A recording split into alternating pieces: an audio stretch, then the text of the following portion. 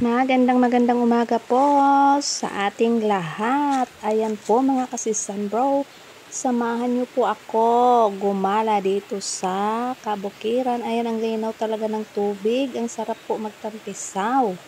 Kaso sabi nila bawal daw po maligo kasi Good Friday ngayon. Iwan ko ba sa mga pamahiin na yan. Ayan mga kasisan bro, ang aking kapatid ay nangunguha ng mga suso. Ayan.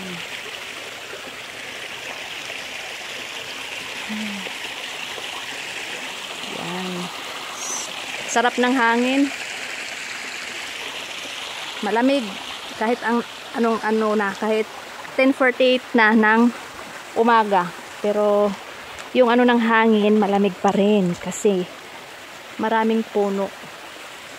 Mga puno ng kahoy. Yan, no?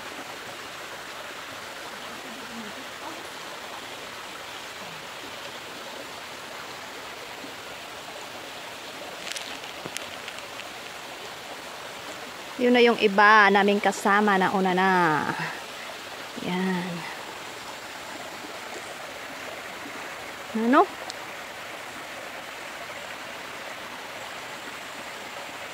Magandang dilag.